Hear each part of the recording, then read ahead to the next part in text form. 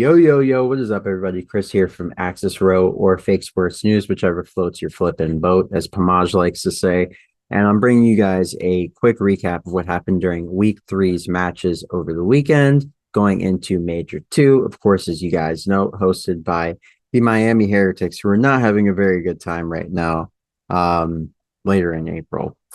So kicking things off, we had Atlanta Faze taking on Minnesota Rokkr. You guys know I was expecting a pretty quick 3-0 in the series, and that's what came to fruition. I thought Friday's match would be back-to-back 3-0s. Felt like there was a skill diff here. Felt like Faze was legions above Rokkr, and they indeed were, excuse me. And I felt like Toronto were legions above Surge, and they indeed were. So we had 6-0 map count on the day. And Friday's matches ended at like 5:20, something like that. So they were pretty quick. Looking at Saturday's matches, we of course had another quick one to start things off. We had a blinker from the Vegas Legion.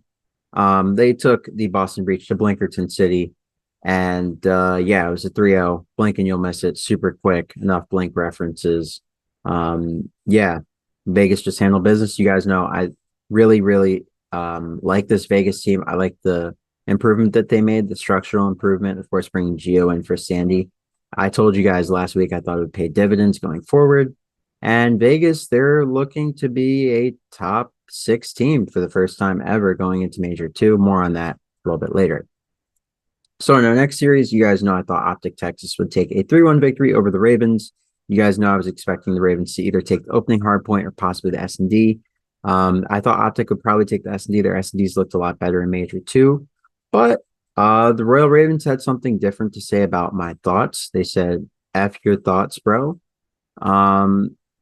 Don't let your thoughts win, intrusive or non-intrusive, because we won't let them win here. So they won the S&D. They didn't want to let my non-intrusive thoughts win. And Carolina looked pretty good in the S&D. They played pretty tight in the response, so nothing really of concern there for Carolina fans. Of course, speaking of fans need to be concerned, the LA Guerillas fans, Parasite included, definitely need to be concerned after this 3-0 ass whooping that they got from the Seattle Surge. You guys know I don't like to curse on the channel, but just got to keep it a buck. This was a brutal beating. The Surge beat him 3-0. Not a lot to say there. Surge, we thought were the worst team in the league. We thought LA Guerillas had somewhat of a pulse. Turns out they didn't. Vibe checked into oblivion with this 3-0. Yeah, not sure where the pathway forward is for LAG. Maybe roster change is needed. Of course, looking at yesterday's matches at time of recording, I'm recording this at noon on Monday. The Subliners took on the Heretics. They got a 3-0 over the Heretics. Not really a lot to dissect from that. Heretics have been chalked this whole stage. They're waiting for the Real Visa to go through. They need the Real Visa Savior cheese to come through. The blow it up cheese, the friendship cheese, the honeymoon cheese. I'm trolling. I need to stop going in on these guys. I love the Heretics. I really was rooting for this team. I hate seeing them down bad. That's why I make so many jokes. But yeah, looking at the next series, we of course had another joke of a series. We had a 3-0 from Atlanta Faze. What was up with all the 3-0s this weekend, guys? It was in the air. We had 5 3-0s this weekend. That's insane.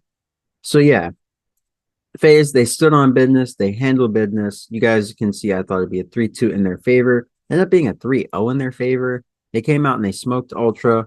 Obviously, Faze, they had a lot to say after the grand finals of Major 1, excuse me, and the winter finals, where they lost with a combined map count of 7-2. 7-3. They got stomped. So this was a great rebound from them. A 3-0 is a great way to regain momentum after Ultra snatched it so viciously at Major 1. Yeah, and there was a lot of chirping on the timeline. You guys can DYOR to figure out what was going on. I'm not going to discuss that. I'm not Tac Rab. I don't do drama. It's not what this channel is for. So if you want to find out about that, you can FAFO of your own accord, but it's not necessarily the most pleasant shit talk that you'll see. Pardon my French. So if you don't want to see messy stuff where people's like girls getting brought into it, you can skip it. But drama is drama, storylines are storylines. So it is what it is. Phase 3-0. This is going to be an interesting rivalry throughout the year. Obviously, Ultra's up 2-1. So Phase looking to even the score and potentially, excuse me, even go up. So last matchup of the weekend, we had the Minnesota Rokkr. The Minnesota God save the refs, as Dempsey likes to call them. Um, I'm sorry, God save the refs, which would be the LA Thieves taking on We Need the Refs, which is the Minnesota Rokkr, according to Dempsey. Saved by the refs. That's what he always says. So yeah, it was a 3-2 in favor of the LA Thieves. Rokkr looked pretty decent here. Just another heartbreaking game 5 terminal S&D for the guys going up against LA Thieves on a Sunday night. Not what you want to see. You see LA Thieves on a cold, depending on where you are in the country, Sunday night on Terminal S&D Game 5. You might want to just back out, my brother in Christ. Not going to go your way. So yeah, Thieves look much improved. They're currently 2-1. I have them as a top 6 seed going into Major 2. But more on that based on my projected schedule in a second. So, speaking of the power rankings that I spoke of not long ago, or maybe I did, maybe I didn't. I don't know. There's power rankings here. Screw it. So yeah, came back with some new power rankings. Of course, the key is down here. So MP corresponds to the major 1 placement. LP are the CDL points or league points. That's what LP stands for. And M2 is the projected seed that I have for each team going into major 2 based on the matches that I expect them to win and lose on their remaining schedule. So Atlanta Faze, I have them as the number 1 team after beating Toronto Ultra. You know the old Ric Flair quote, to be the man, you got to beat the man. And they beat the man. They beat him 3-0. Without that 3-0 and a tight respawn sweep over the New York Subliners, the reason why I gave Faze number 1 seed, okay, I will give a little bit of background. Respawn sweep over the Subliners. Control was dominant, and the hard points looked great in the series they played against New York a couple weeks ago. And they just have looked good against Toronto, which was the other top 3 team that I thought is in the game currently. So yeah, Subliners, I have them as 2. Obviously lost Faze, only blemish on their record. I have them as the number 1 projected seed going into Major 2, just because I expect them to go 7-0 in this split. Toronto Ultra, I have them as the projected 3rd seed, just because they lost to Faze in the head-to-head. Faze is going to be 6-1. Toronto's going to be 6-1 if they both win out, and New York's going to be 7-0. So looking at it right now, I do think that we have a very top-heavy league. I feel like the top 4 teams are the top 4 teams, and they're just going to be competing with each other for the most part. Yeah, I feel like Toronto, Subliners, and Faze are honestly it's a slight step ahead above Optic. We'll see if Optic maybe regains and maybe they've like made up some footing. Obviously they were thrown off because Pred went home for a while to Australia, and yeah, they weren't able to practice. So there's that. Yeah, so I think this is our top 4. Obviously Vegas, they snuck their way in there with the projections. So let me just go in order and then I'll explain how some of these projections came about. All right, I think that's fair. So the first team, New York Subliners, 7-0. Second team, Atlanta Faze, 6-1. They beat Toronto Ultra, who would also be 6-1 if everything pans out according to plan. Head-to-head cheese, Faze is number 2 seed. Makes sense? Number 4 seed, Vegas Legion. If all things go according to plan, they should also finish 6-1. Number 5 seed, Optic Texas. If all things go according to plan, they should actually finish 5-2. More on that in a second. The number 6 seed, LA Thieves. If things go according to plan, there's 4 teams that should end up 3-4. Okay. How the seeding goes from there, I don't freaking know. But there should be about 4 teams that are 3-4. So the LA Thieves, I'm thinking just based on difficulty schedule, maybe they win a series here or there, edge case. I'm thinking they become the 6th seed. All right. Boston Breach, I'm thinking they become 7th seed, head-to-head cheese, and probably just maps and things. Carolina Ravens, similar story. Some of these seems mathematically impossible for them to improve their standing. They've already lost 3 series. Ravens, they've lost 3 series, but I expect them to win out and lose maybe 1 more. So that's why I have them as 8. In the example, Surge, I have them as 9, Rokkr 10, Heretics 12, Guerillas 11. So for the teams that are 5 through 9, I will take you to the standings now to better explain. So let's switch over to here. All right. So looking at the current standings, we of course have Subliners, Optic, Toronto, Faze, right? Faze is 3-1. Toronto's 4-1. Obviously, they played yesterday. Faze has already lost to New York in this stage. So New York is looking to be the lone 7-0 team. So that's the top four. Optic, of course, is sitting 4-0, but looking at their upcoming schedule, they play Breach, which I expect to be a dub. So keeping track of it, this should be 5-0 for Optic, right? Then their next matchup next weekend on my dad's birthday, they play Toronto Ultra, which I'm expecting to be a loss. So 5-1, right? Stay with me. Then in their last matchup of stage two, of course, the last matchup of stage two altogether, they play the Subliners, which I'm expecting to be a loss for them as well. So that's why I have it 5-2 for Optic, and I have them in fourth place conversely. Then in fifth place, I have them in fifth place below the Vegas Legion, because let me show you Vegas Legion's difficulty schedule. So Vegas, their next matchup is against the LA Thieves. LA Thieves have been playing very well. There's possibility that they lose that. Vegas maybe goes to 5 seed, but I'm expecting them to win. All things considered, they looked very good, and I think that the improvements that they made will pay dividends, like I've said. Their next matchup, Seattle Surge, expecting that to be a win. Could potentially be a loss for them. Not very likely, but it's possible.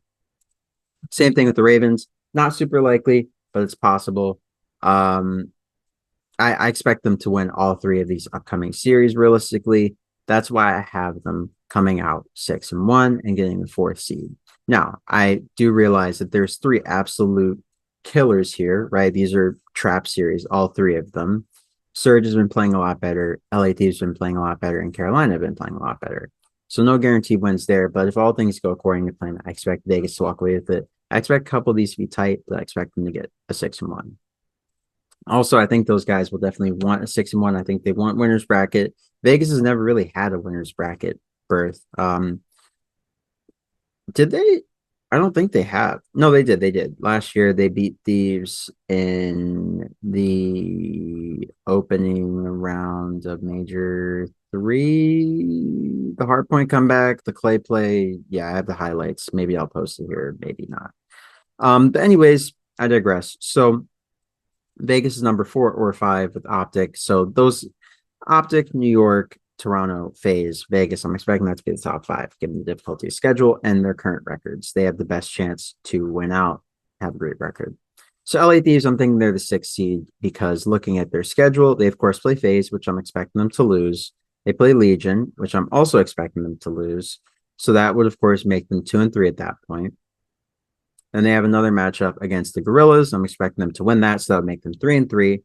Then their last matchup of the stage is against Toronto Ultra, which I'm expecting them to lose, so that would make them 3-4. I guess head-to-head cheesing, they would probably they beat Miami already. They beat Rokkr already. Those guys would probably stay at the bottom, so they don't really have any head-to-heads that should help them here. Yeah, Guerillas, Miami, and Rokkr all very much at the bottom with no hope of really like climbing up the rankings. Guerillas has the best chance, but they have a really insane difficulty schedule. I expect them to go 0-7. So that's why I have LA Thieves number 6, 7, or 8. Looking at the Boston Breaches schedule, similar story for them. Of course, you guys already know, I said before, they play Optic Texas in their first matchup. Their second matchup is against Atlanta Faze. So Boston Breach, I'm expecting them to take 2 L's there. Pretty fair, I think. And then I'm expecting them to get a dub over the Surge. So I'm expecting them, of course, to get 2 more losses and 1 more win, which would mean they'd finish 3-4 also. And I think Thieves probably have a better map count realistically than Breach. They're already 6-9. Thieves are 6 for 7. So that's why I had them above them. It will come down to maps, most likely not series. Unless Thieves overperform in one of their series and they just turn up, and they really have made massive improvements. Of course, the Boston Breach, I'm expecting to be 7th, which would leave the Carolina Royal Ravens in 8th place. And looking at their difficulty schedule, I expect them to beat the Guerillas, but they already are 1-3 right now, as you guys saw a second ago. So with this loss, with this win, it would bring them to 2-3, but they would have to win out, right, to have a chance of being like 6th. They'd have to go 4-3, and everybody else would have to conversely go 3-4. So they play the Guerillas. I expect that to be a win for them. They play the Heretics. I expect that to be another win for them. And then they play the Legion, which I expect to be a loss for them. So that's why I have them as 3 and 4. And that's why I have them as the 8th seed. They've already gone 7 and 10 for maps. And yeah, I don't see that really improving too much. Seattle Surge, they're in a similar boat, but not that similar. I expect them to lose a few of these matchups. I expect them to lose to Minnesota. I expect Minnesota to have a rebound here going against the Surge. So that's 1 loss, right? They're already 1 and 3, so that makes them 1 and 4. I expect them to lose to the Legion, makes them 1 and 5. And then I expect them to lose to the Breach, so that makes them 1 and 6. So that puts them at 10th. At 9th place. And then Guerillas, let's look through their remaining schedule. They play the Ravens. I expect the Ravens to win that one. They play the Subliners. I definitely expect the Subliners to win that one. And then for their last matchup of the stage, they play the Thieves. I'm sorry, no, that's not even their last match of the stage. They play the Thieves. They might win that. I don't think so. I think they lose that one, which should make them 0 and 6. And then they play Atlanta Faze. So I'm thinking 0 and 7 for the Guerillas. Pretty straightforward there. Minnesota. You guys know I thought that they would beat the Seattle Surge. So that would make them 1 and 5. And their last matchup of the stage is against the Miami Heretics, the Blow It Up Bowl. So I expect them to get 2 wins here, go 2 and 5, and obviously usurp the LA Guerillas for that 10th spot. And maybe the Seattle Surge too. Maybe Surge don't win another series. I doubt that they don't win another series because they have to play a burger team too, Boston Breach. They could lose to the Breach, I guess, but I don't know. We'll see how things go. I'm expecting Seattle to win at least one of those realistically. So I think they'll hold on to that 9th seed. And yeah, that was about wrap it up for me, guys. Miami Heretics, I think they're chalked. I think they lose to Rokkr and whoever else they play. Let's look just to be thorough. Ravens. So yeah, I think they're 0 and 7 as well. I think 0 and 7 is Guerillas, and of course Heretics. Rokkr is 10th. Seattle Surge is 9th with probably about 3 wins. Yeah, they'll come down to maps. Obviously Seattle has Minnesota has more maps played, higher win percentage, but they also have more series played, so that's definitely not the best. Yeah, so that was about wrap up for me, guys. Hope you enjoyed this video. Be on the lookout for the video coming tomorrow, that of course being an upload with Dempsey, going over what happened last week and giving you guys a preview of what to expect going into this week's matches. Hope you guys enjoyed this previous weekend's matches. Hope you have a great morning, noon, or night, wherever you may be on this beautiful planet. And this is Chris from Fake Sports News and Axis Rotation. I almost forgot. It took me a second to remember what my new outro is. And yeah, I'll catch you guys on the next video. Hope you have a great morning, noon, or night, wherever you may be on this beautiful planet. If you haven't already, be sure to like, comment, and subscribe to the Axis Rotation channel if you haven't already, and subscribe to the Fake Sports News channel if you haven't already. And enjoy the content, enjoy the COD this weekend. Keep smiling, keep grinding, and stay encouraged. I hope you guys enjoy yourselves. And like I said, great morning, noon, or night, wherever you may be on this beautiful planet. I'll catch you guys on the next video. Peace.